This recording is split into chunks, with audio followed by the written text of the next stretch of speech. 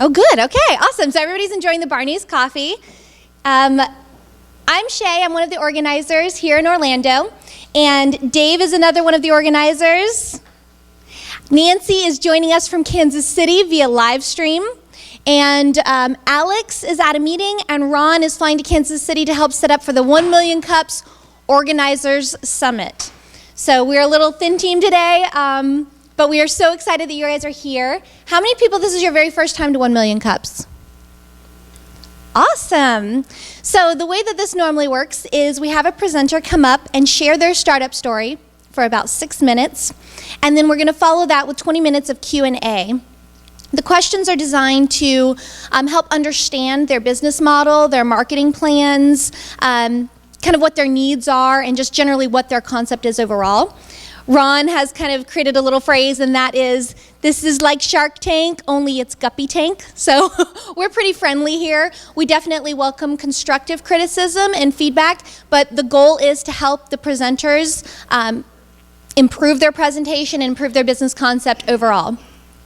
So then we'll have a quick little break, and then we'll have another presenter come up for 6 minutes with 20 minutes of Q&A. So I'm really glad that you guys are here. Has anybody not heard of the Kauffman Foundation before? No? Okay, a few. So Kauffman Foundation is the organization that created and sponsors 1 Million Cups, based out of Kansas City. So we are a weekly educational event for entrepreneurs by entrepreneurs, and we exist because of Kauffman. We also exist because of a few of our other sponsors. We have Joycaster. So Rudy, will you raise your hand and wave? We are so grateful for Rudy. Rudy makes sure that every single week these presentations are Joycasted, so that means you can watch them live streaming through multiple platforms online. We tweet out the link, and we also email out the link to watch the live stream. So if you're going to miss it one week, please join us on the Joycast stream. That would be great. If you're not on the email list, see me, and I'll make sure that you get on it. We are also able to put on 1 Million Cups thanks to Rollins College. So they generously share this auditorium with us every single week. Yay for Rollins. And specifically, it's the Center for Advanced Entrepreneurship. So Carrie Coates and Joshua Snyder over there are huge advocates of the entrepreneur community, and they actually have some great programs available for entrepreneurs, which we'll share about a little bit later. And then finally, Barney's Coffee. We would be nothing without Barney's. Thank you, Barney's. Yeah, for the fuel. Caffeinated by. So let's get started. I want to welcome up Hayley with MADI Apparel.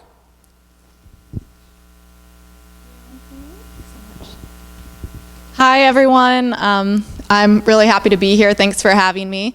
I'm the owner of MADI Apparel. It's a women's underwear line, and so I'm here to talk to you today about underwear. Now, I handed some of you business cards, and if all of you who are holding the business card, if you could stand up for me for a moment, that would be great.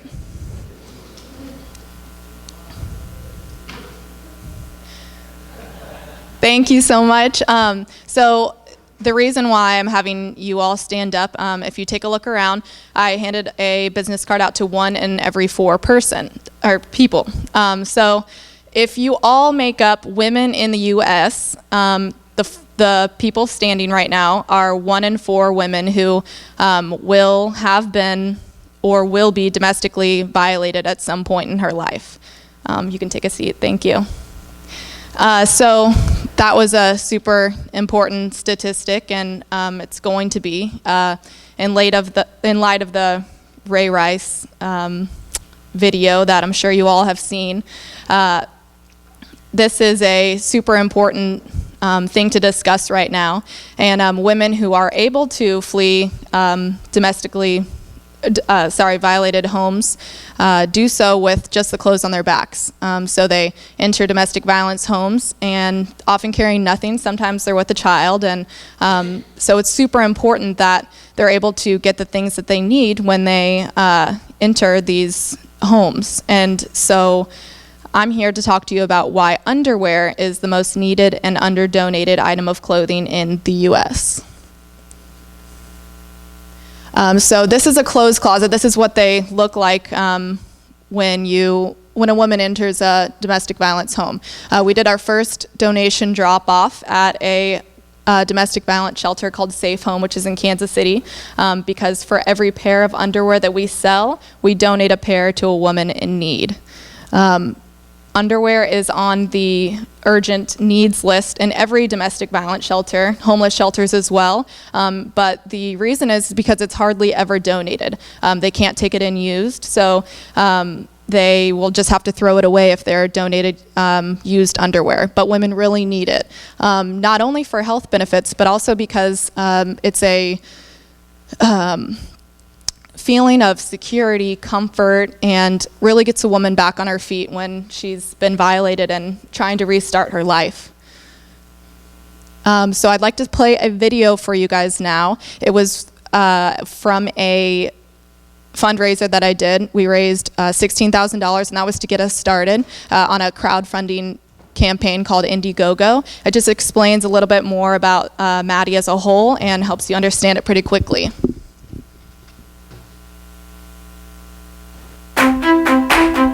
Hi Indiegogo, I'm Hayley.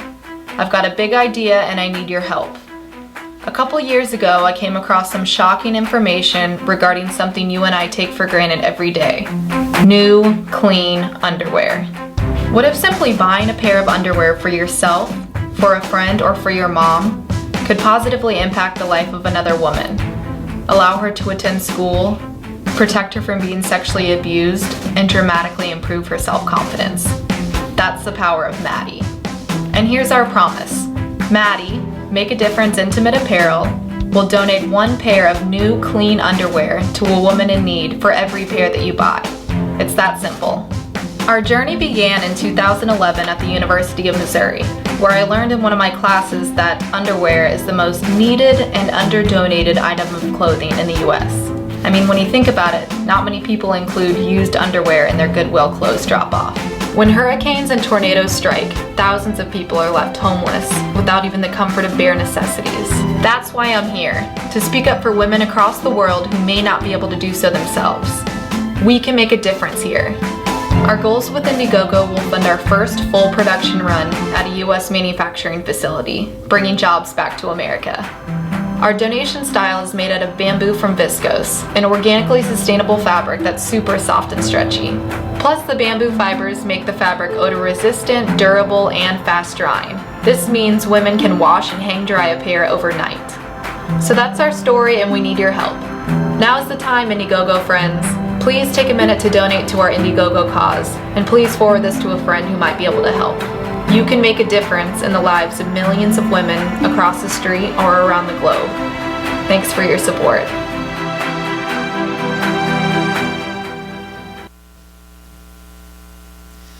So the video explains it a little bit faster than I would be able to, but like I said earlier, for every pair of underwear that we sell, we donate a pair to a woman in need. I'm sure a lot of you have heard of Tom's Shoes. They kind of started this whole buy one, give one away. And the reason why we chose that business model is just because I think that we'd be able to donate as many underwear as possible with that business model instead of just strictly donating. So we have 6 styles. This is the pair that we donate. They're all made out of organic bamboo, so they're super fast drying, odor preventing, and obviously the plant itself is sustainable. They're very, very soft though, and I brought some with me if anyone wants to feel them after the presentation. All the styles are named after women who've made a difference in my life, and I feel like they put a face with the style so that you know a woman's going to be receiving a donation for every pair that you buy. 2 lace pairs. And this is what we need help with. I spoke at the Kansas City Million Cups of Coffee, and that was very fun. We still have the same ongoing needs. We've received a lot of help, but I still need help with donations. You can donate on our website, www.madiapparel.com. If you do not want to buy a pair of underwear, if you strictly want to make a donation, that will help us be able to donate as much as possible. We need connections to other U.S. producers so we can get competitive costs, and financial advisors, advisors with nonprofit background, interns, and retail experience. We're trying to enter the retail market as soon as possible. So thank you for listening, and if you have any questions, ready for that. If you have any questions, please raise your hand and wait for the mic. Anyone? Anyone?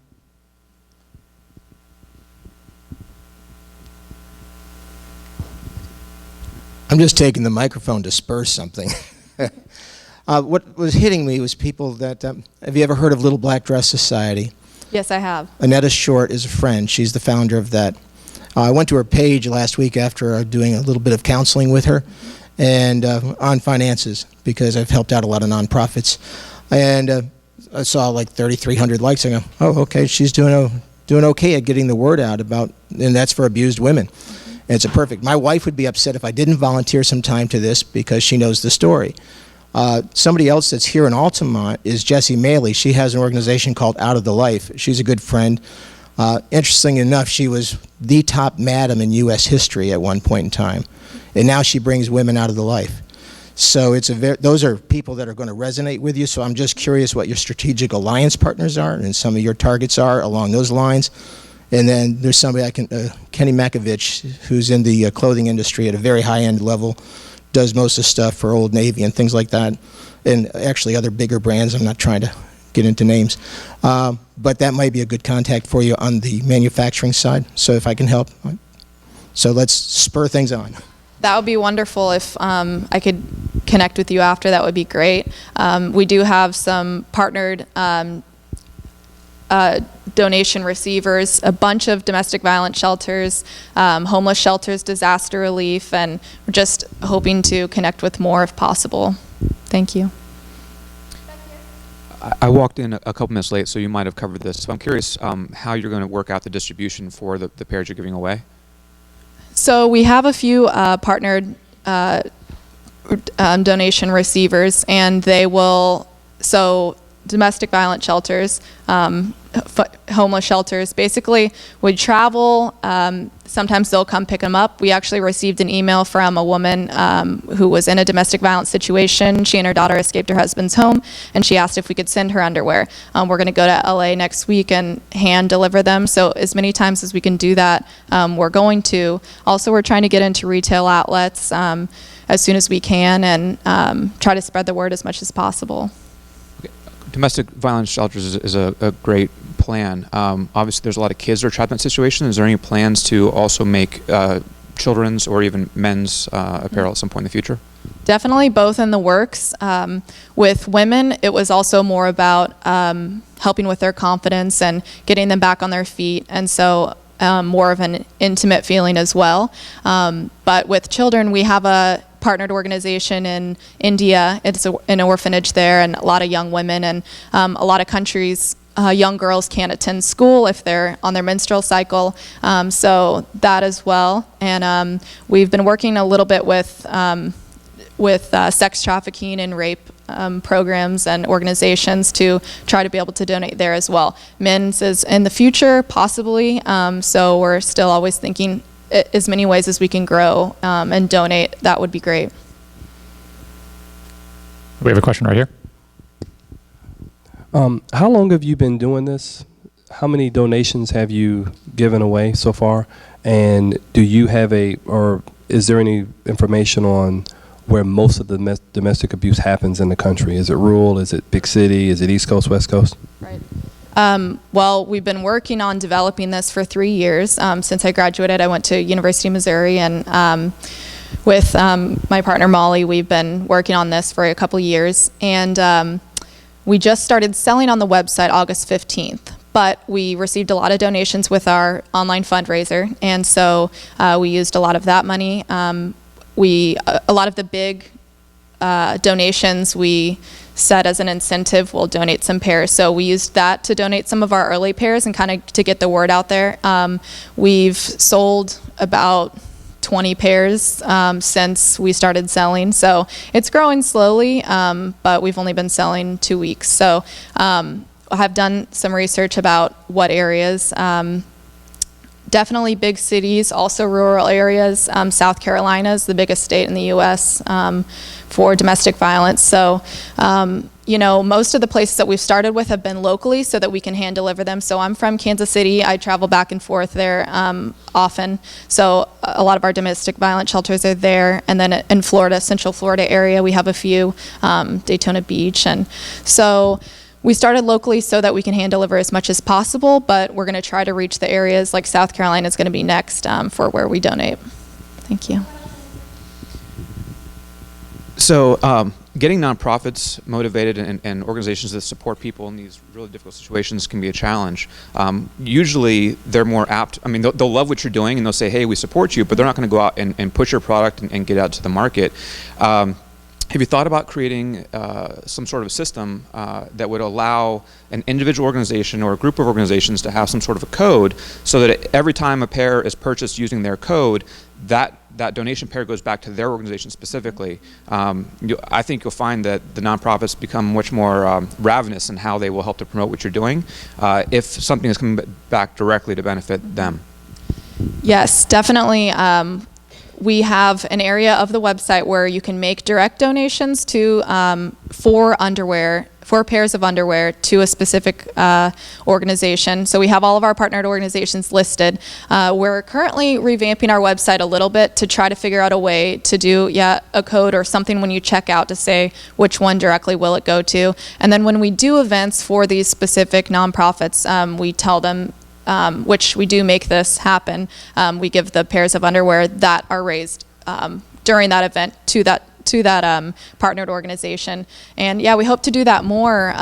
The domestic violence shelters have been super hands opening. They try to promote us as much as possible. I think they're really excited because it's the #1 under donated item of clothing, and so far we're the only ones to be donating to them. Otherwise they have to go out and buy it. So they're really excited to a lot of domestic violence shelters have reached out to us asking if we could donate to them. So we're excited about that.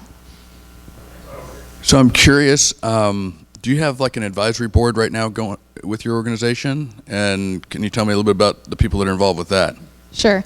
We're working on it since the Kansas City, when I spoke at the Kansas City Million Cups, we've gotten some people on board. One is a owner of a lingerie company in Kansas City that we'll be selling out of, and she's been big in the community for a while. And so I've been trying to reach out to other retail advisors. I have her and then another one that's going to help me get into retail boutiques. Financial advisors, we've been kind of playing around with a few, and I'd like to speak with anybody more, or anybody that thinks they might be able to help a little bit more. So it's slowly growing, kind of a person or two at a time, and I'd like to develop it more. If anybody is interested in speaking with me about hopping on board, I would love that. Question, since you're from Kansas City, right? Yes. You know, get somebody quick at the Chiefs to call the NFL and the Ravens. We just talked about that last night, and my mom does a lot of my press releases. She's on that today. I have a few friends too that are in a couple of the different organizations, and just like you said, this week is key. So really big time. Thank you. Hayley, great idea. I have a quick question. Is your focus on being a sustainable company, or is it just a nonprofit where you get donations and then you do that? What is your objective? Right. We're planning to be as sustainable as possible. So we're using bamboo fabric, which the plant itself is very sustainable. The reason why we chose the fabric, though, is basically for the women receiving the donation with their needs in mind, seeing that it's odor preventing, and it was a bonus at the beginning that the plant is sustainable. The process to make the fabric is not as sustainable, but it was the best that we could find, seeing that it met the needs of the women that are receiving the donations. So we're trying to work to find sourcing people.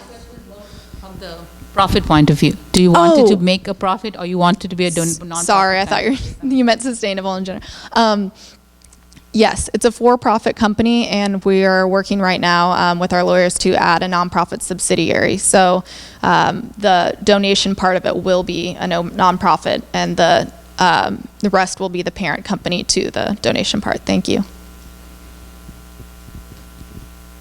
Are there situations where you're the first to become aware of the domestic violence situation? And if so, are you able to guide them to the various support? You mean in terms of the underwear being Well, just needed? in terms of they're a victim, you became aware of it. Are they seeing the other people that can assist them, whether it's legal? However, are you able to give them additional assistance by saying you need to talk to this group or you need to connect with this group? Meaning if someone contacts me saying that Yes. they kind of need more information. And you feel as if you're the first that they've admitted to and talked to How about can I their lead them? situation? Yeah, that's a interesting question.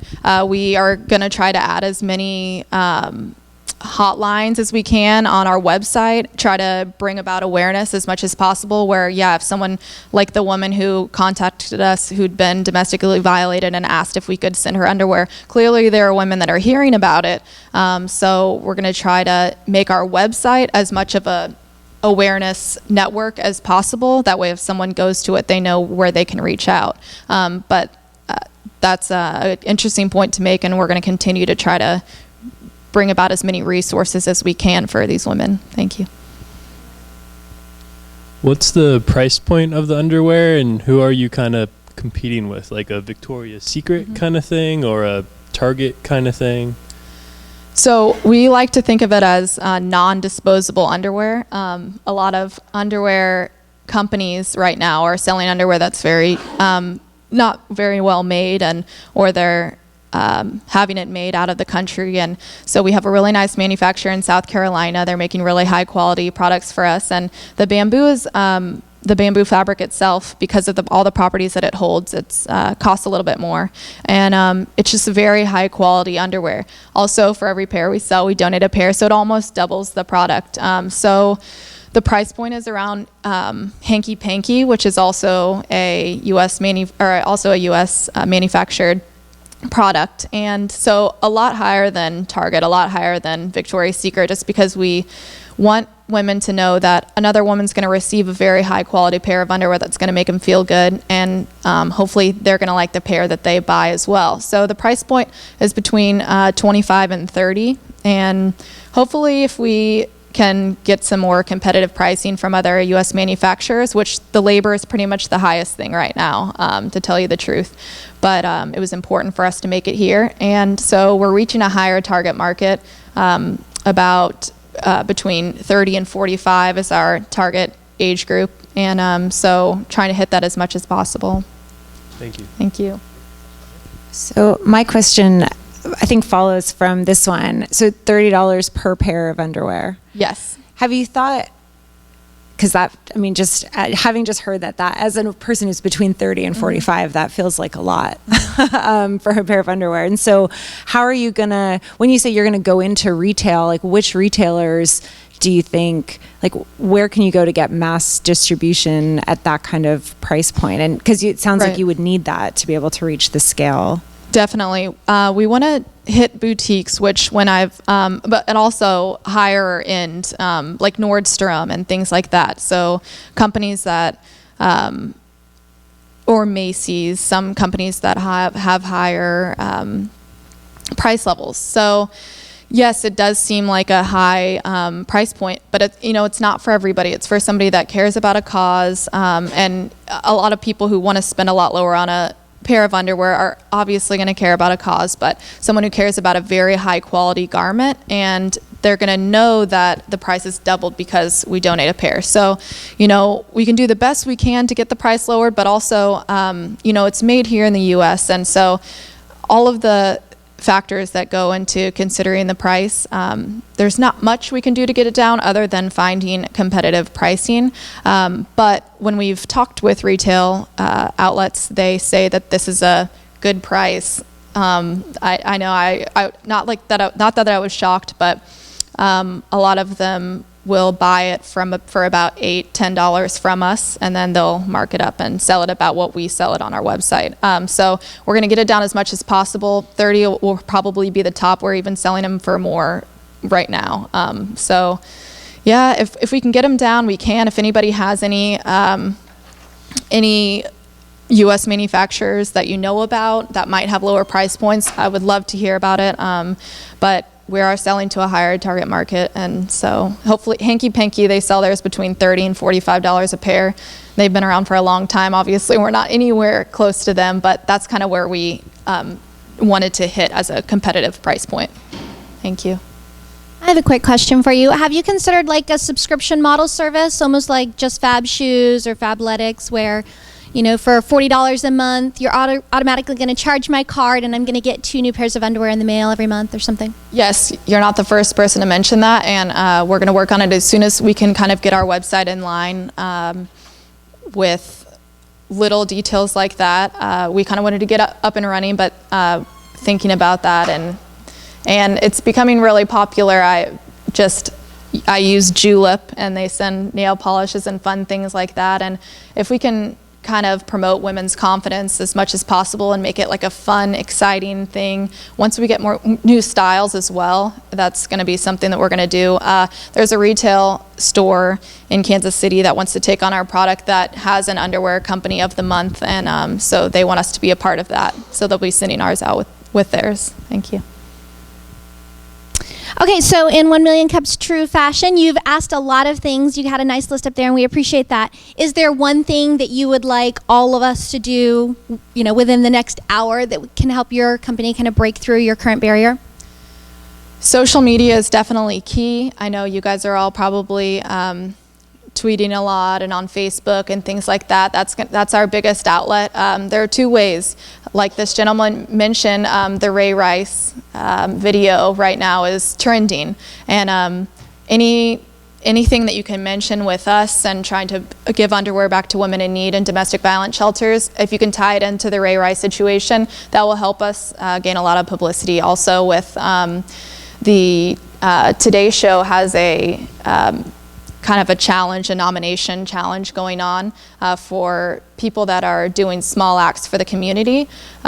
So we have a chance to enter to win a chance to speak on the Today Show and about MADI Apparel. So if you are tweeting, if you can hashtag small acts and tag the Today Show and speak about MADI or me, Hayley Besheer, that would be wonderful.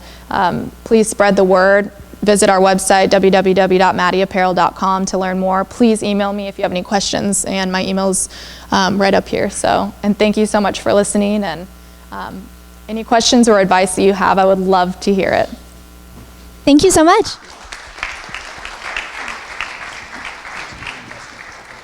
I'm gonna keep this on.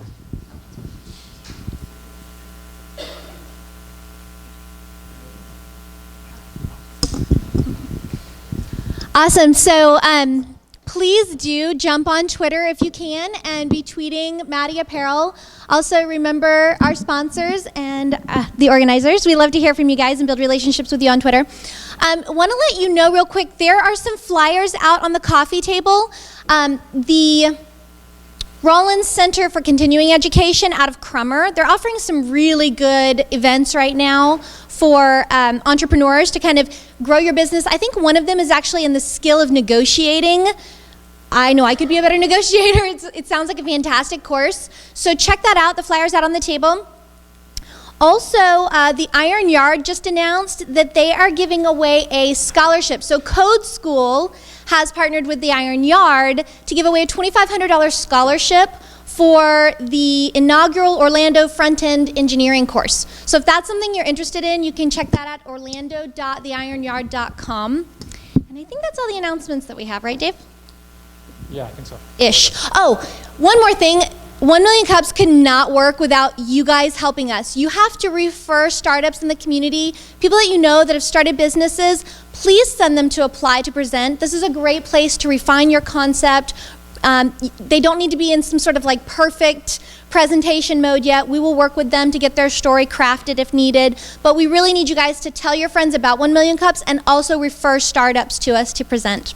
So, and that includes if you personally are involved in a startup, not just your friends. It's everybody in this room. If you're, please apply. That's a good point. Awesome. All right. Oh, thank you so much.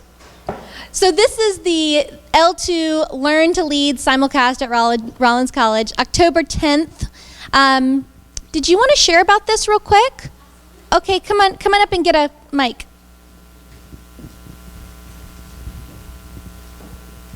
Thank you. I'm from the Management and Executive Education Center. We're located right across the way. We hope that you will, nice to see some familiar faces. We hope that you'll come and join us. As Shar said, we have some classes for you. There is conflict, which we're actually offering next week. So if you have a conflict amongst your team or in your office, please let us know. But the entrepreneurship program that we have is on negotiations, and we're finding that a lot of folks who are entrepreneurs are not skilled at great negotiations. So we have a class for you, and it's going to be offered on September 30th. We hope you'll join us. And then here on October 10th, we have an amazing program called L2. Is anyone familiar with John Maxwell? Big leadership guru. He is going to be doing a simulcast that Rollins is going to be offering here in this room. And then for a more intimate venue, we're going across the street. We're going to have a panel of speakers who are from the school, from the community. We have several entrepreneurs. Some of you know Goose from Complete the Pair. He's going to be on the panel. So we look forward to having you over there on October 10th and in this room. Thanks so much. Appreciate it. All right, and we welcome P2Binvestors coming up.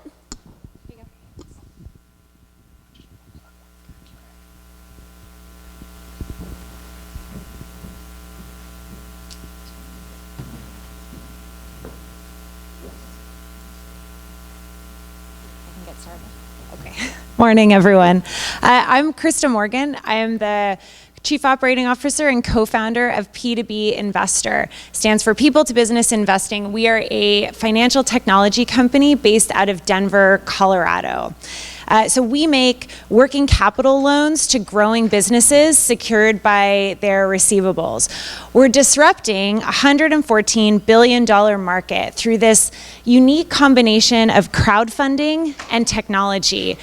And before I tell you about how it works, let me just tell you briefly how this Canadian with a background in digital marketing ended up founding a finance company with my dad.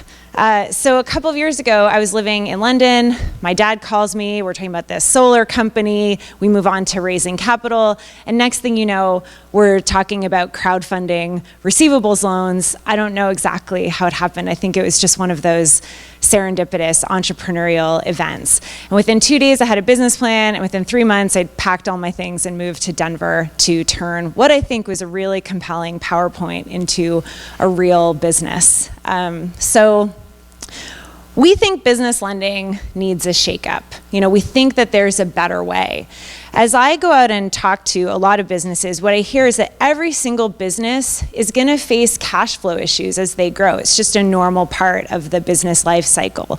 And I think that when I look at the market, that the options out there, they're not a good fit for a lot of businesses, right? The market is quite polarized when you look at business lending. On the one hand, you have banks who, quite frankly, are not lending to businesses unless they really need it. And you know, there are a lot of good reasons for that, a lot of good regulatory reasons. And then on the other hand, you have these alternative lenders who I think take advantage of the fact that not all businesses can get bank funding, not just through more expensive rates and loans, but through some really tough covenants that can hamper your business as it's growing. And then you do have this new crowd of online lenders coming up, but a lot of the times their structures are quite inflexible and they just can't give businesses the amount of capital that they need to grow.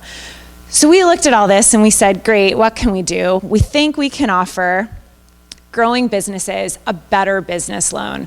We think we can help them unlock cash that's sitting on their balance sheet at better rates, but also with just a more sort of more business friendly, let's call it, terms than what you're getting elsewhere. One of the things I always talk about up here is our rate guarantee. So when I started doing this, I was like, well, how can we let businesses try out a loan? Shouldn't you be able to test out a lender before you commit for the long term? And that's actually really quite complicated, but the solution we came up to address that was a rate guarantee. So we said, if you are financing with us and you get a better offer for a rate that we can't match, we're going to let you out of your contract, no questions asked. We really just want to be there for people when they need us, and then once they've outgrown it or they need something that works better for them, then great, right? That's a win for everyone. So the way our business works is we're a lender. So we have a team, we go out into communities, we find people who need business loans, we underwrite them, and then we actually usually make the loans in the first instance. And then the loan gets packaged up and it gets put on our website. And we have this crowd of private investors and funds who buy into the loans in exchange for a monthly rate of return. So this is debt-based crowdfunding. We're taking that model pioneered by Kickstarter, and instead of giving our crowd a reward, we're giving them a return. And we're really enabling them to take their money and put it to work directly into a business, cutting out, the usual financial middlemen that get involved. And we're really excited about it. We think it's a new way to bridge this gap between hard-to-get bank funding and expensive alternative financing options. The great thing about being an entrepreneur is that you get to make the rules. And one of the things that I really find frustrating about a lot of financial institutions, just as an individual, is that it's always about them. I always feel like I'm trying to run around in circles, giving them what they need. And we think business lending should be easier. And so we're actually about to announce in a couple of weeks in New York a new technology that's going to enable a company to apply for a business loan in, we think, under 7 minutes. You could apply for up to $1 million in business lending through a new QuickBooks sync that we're developing. And I think that just goes to show that we are really trying to do things differently. I've got to wrap it up. Oh, we're good. So I'll talk on April, I've been at this a couple of years, and on April 30th of this year, we really were saying, we don't have any customers, this isn't working, I don't know what we're gonna do, quite honestly. And my dad and I were just like, we'll keep it going for another month, and we'll see if we can just get people to buy into what we're doing. And I'll tell you that in the past quarter, we have achieved these numbers, and it has been honestly unbelievable. Maybe I'm on one of these the high on the entrepreneurial roller coaster. So I'm very excited about it, and we really stuck with it and managed to do some pretty impressive things. So I'm glad to share that with you. And that's it. That's our story. So we're crowdfunding a better business loan, and I would love to take your questions.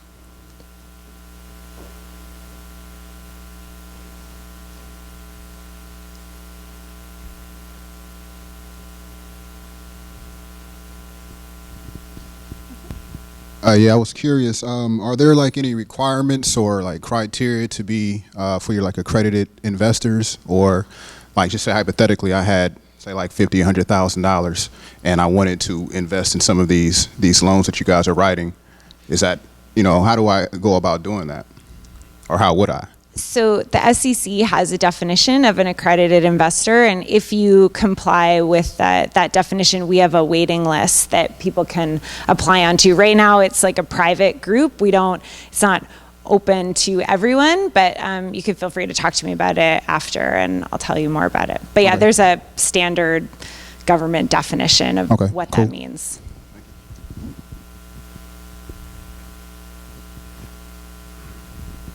So what is the criteria for a company to actually receive money from you? You said it's tied up in their invoices. Is it like factoring or something like that, or what?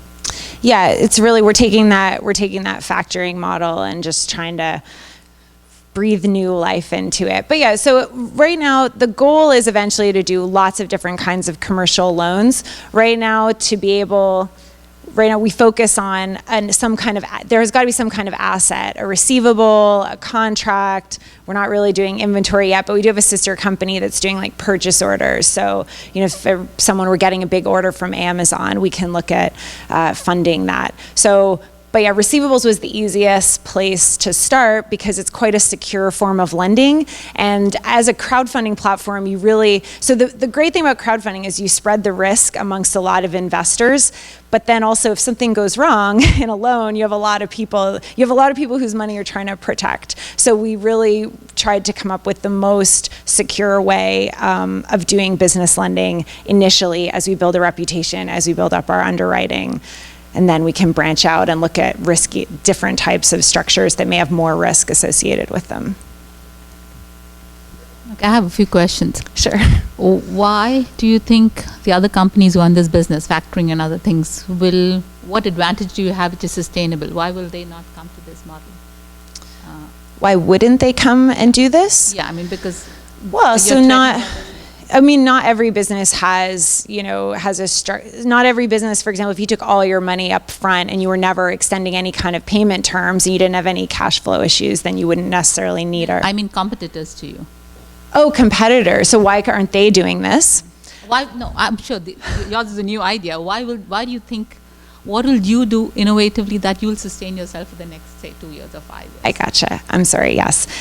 What do we do differently? So there are a couple of things. One, we really are much more competitive in price. We talk to a lot of the companies that are coming to us have typically gone and looked at other things, and we're coming in at better rates, but also just our contracts are less onerous, so we just don't have the same kind of covenants that other companies do, and really so I certainly pride myself on the fact that we give people great service. Factoring it can be a real pain. You got to send someone an invoice, and then they phone your customer, and then they verify, and it takes a long time, and there's a lot of burden on the business owner, and that shouldn't be the case. So, for example, with this new QuickBooks Sync we're releasing, you'll be able to log in, automatically see all your invoices, click which ones you want to fund, and send them through to us, and we send the money same day. So there's just a lot of speed, technology, because we came at it from a tech perspective instead of from a finance. Like neither myself or my father, who started this, come out of that traditional finance world.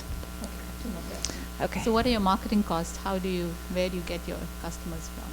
Well, right now it's been a lot of word of mouth as we have gotten going. I speak a lot. I go out and talk to a lot of people. I network all the time. So I'm like a one-woman marketing roadshow basically these days. And then I think we've started doing some advertising. We're raising another round right now, and as we do that, we'll look at doing some digital marketing. But usually like sponsorships we've seen are much more effective, and we're trying to get to business owners. So yeah, generally networking where business owners hear about it from other business owners is a great channel for us.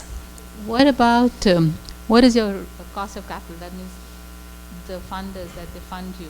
Do you pay them a minimum, and do they have a say in who you will give your money to? Mm-hmm. Yeah, every investor on the platform chooses which company they want to put their money into, and then they own a proportional amount of invoices so based on that borrower. And I'm sorry, what was the other part of your question?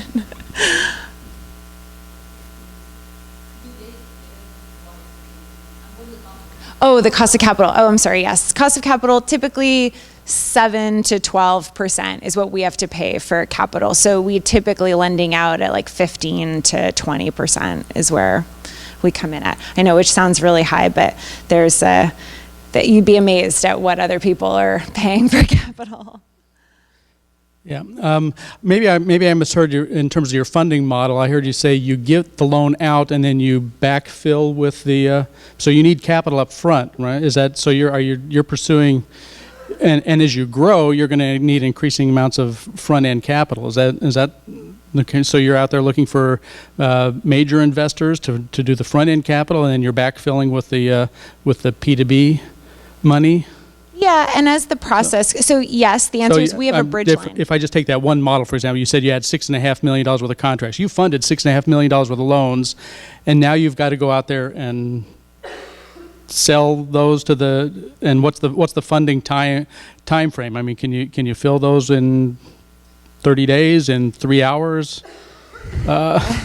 It's a great question, and the answer is right now we have a hedge fund that is working with us. We have a great relationship with them. They provide us with both the upfront bridge line, and they've committed to buy 50% of every deal on our platform for a certain amount of time, up until they have a certain amount of capital on the platform. So it's through some partnerships with funds that enables us to be more flexible, and we expect that we will always be able to get the loan funded within 30 to 60 days, especially as we grow our track record, people get used to it. But yeah, I have having a lot of conversations conversations right now about upfront bridge funding and platform lending and equity in our company funding. So on all and fronts. then the second question is in terms of functionality. So you are setting up lock boxes and you're doing the collections and everything else. You are doing the traditional factoring role. You're just using the IT process to, and hopefully a QuickBooks integration will be extraordinary. Yes, exactly right. So we have a full back office. We do all. I've learned more about credit and underwriting in the last 2 years than I ever thought I would know. Yes. Okay.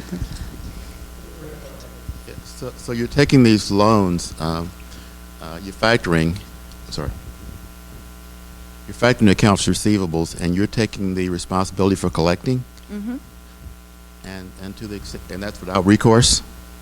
No, these are full recourse loans. So typically, we've had a couple, so if your invoice runs past 90 days, we usually charge it back to the borrower unless there's some special circumstance.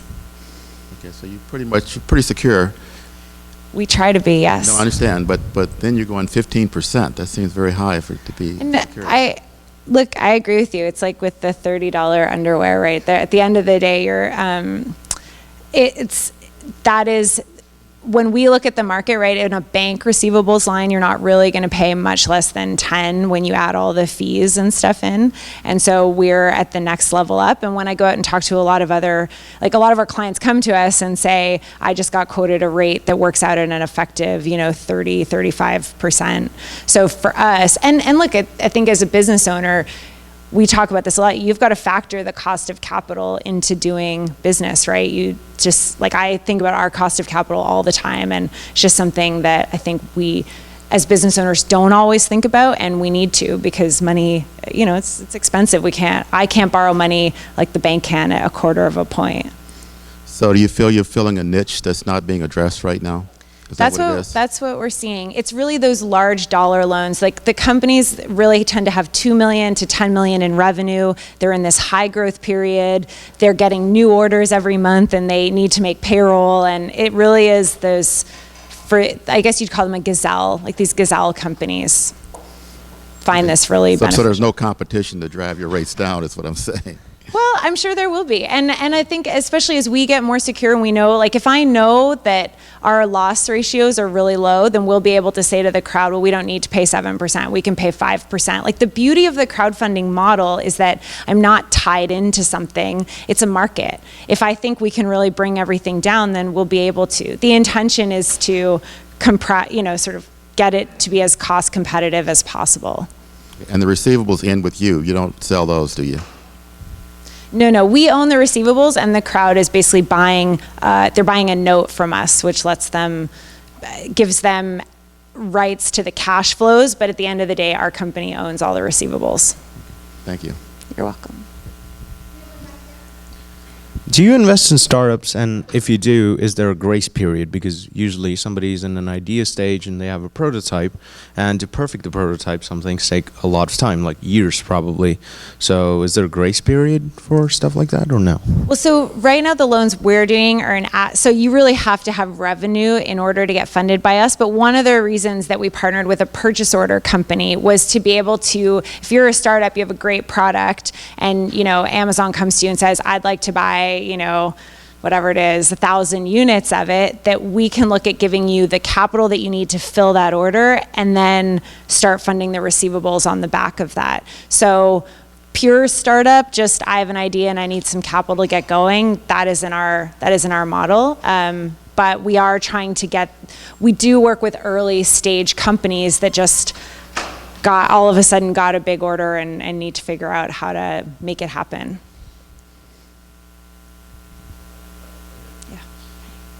Have you considered an alliance with a bank in a promotional sense, like a Community Reinvestment Act initiative, where they can pass on some of that ultra inexpensive cost of capital that would allow you to provide lower rates and yet serve the community so that they could get a PR and really probably a regulatory benefit from that kind of lending?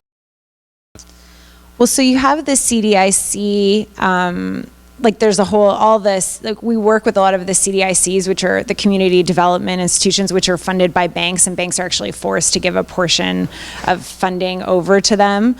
I don't know if a bank would, I mean, the answer is no, I haven't. We talk to banks a lot about referrals and sort of working with them in partnership that for deals they can't do. And for providing us our own bridge line, which would enable us to get lower capital. But I'd have to look into it. I don't know how that would work, if they'd be willing, almost like a sort of some kind of nonprofit thing where they gave us money and said we don't mind because the thing is, at the end of the day, if they gave us money, it's our model is too risky for their regulatory model.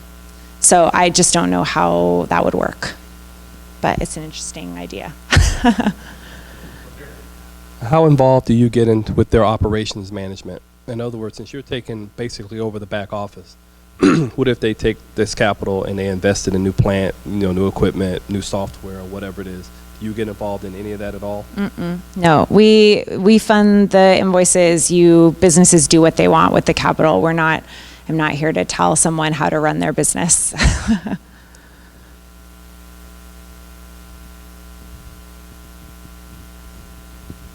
When a company gets involved, is it transparent to their customers? Or do their customers know because they're redirecting the payments to you? The answer is it depends. So we have some deals where we just stay behind the scenes and no one knows, and we have some deals where we do what's called a full notification. So you would just send a letter and say, actually, we now own the receivables. Please send your payment to us. So different people feel differently about it, and so sometimes is the answer. What's the effective rate down to the investor? It's usually 7 to 12 is where I think the average right now is hitting just over 10, like sort of 10.5 to the investors. Okay. I was hesitant on this one because this is going to sound very out of the box. Do you know what a 501c4 is? I think so, yes. It's what a 501c3 wants to be when it grows up. Right. Basically, it's capable because it's in proximity to spigots of money that have virtually unlimited resources, where it's a dumping ground. IRS codes, you can look it up online, it's a 39-page PDF. Mm-hmm. A 501c4 can give loans where the principal's not due for 50 years, give it at a rate of 1%. What if you were to develop a socially responsible leg to your company that was going to cater to that particular market, and now you could tap into a 501c4? There's 22,000 of them in the U.S., so there's a reason for them. They're membership-based organizations, so you can even grow your own membership base, become a 501c4, attached to one of these spigots. I know what type of foundations they are, and most people don't even know that they exist. And they're bigger than life, more money than governments have. What if? You should come talk to me after this. I have not thought about that. We have certainly thought about, though, as we grow, taking a portion of our capital and doing different types, like sort of more of the micro loans program to just give money to earlier stage companies. So yeah, I would love to talk to you about that. Yeah, back to the question. You said investors get back 7 to 12%. What's the variation? How do you do your own internal underwriting risk assessment? I assume you're going out there and evaluating the companies too, based on industry or some other sort of track record. So talk about your own internal risk assessment, and then how that's reflected in there's a 5% delta in what you're willing to offer. Is that timing? Is that we get to determine the risk? Yeah, it does have to do with risk. It has to do sometimes with management. So like I've got one customer that funds, 200 invoices on Monday and they all pay on Friday, right? That's a lot of invoices to reconcile and deal with. So when we're thinking about the pricing on that, we take that into consideration. Where someone who had one invoice every 60 days, obviously, you don't need as much time in it. In terms of what we look for in the underwriting, it's a real commercial underwrite. So we look at everything from business financials, are they cash flow positive? Are they trending towards cash flow positive? What does their balance sheet look like? Have there been bankruptcies? Like, we do full background checks to just see, like, what is the history? We look at personal credit scores. So there isn't one thing that says this is, this makes it riskier or not. We kind of look at holistically at a company and then try to figure out, at the end of the day, how likely is this business, how likely is it that this business will still be here a year from now? Because you just really want to make, even though you own the invoice, if something, if a company goes into bankruptcy, that obviously would cause causes a ton of problems. So that's what we're looking for.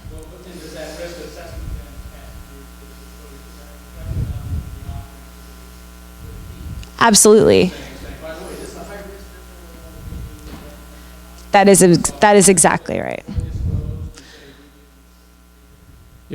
It's not. We're not quite at the situation. I'm sorry. The question is, do we give people like a rating? And we're not actively giving we don't have a full scorecard which says they're an A or a B or a C. We're moving towards that, but we do disclose all of the underwriting information to investors. We lay it out. We say, here's our analysis, here's our underwriting analysis, and here's why we've priced the deal in this way. Okay, thanks. And unfortunately, I'm going to have to cut you off here. If you have any further questions, both of our presenters will be here afterwards. Please feel free to come up and give them more questions. But thank you, Krista, P2Binvestor. And thank you all for coming. I do have one last note, and that is tomorrow is 1 Million Cups Orlando's 1-year birthday. So I think that's a pretty amazing thing. We've come a long way in 1 year. So thank you all for being a part of it, and bring your friends next week.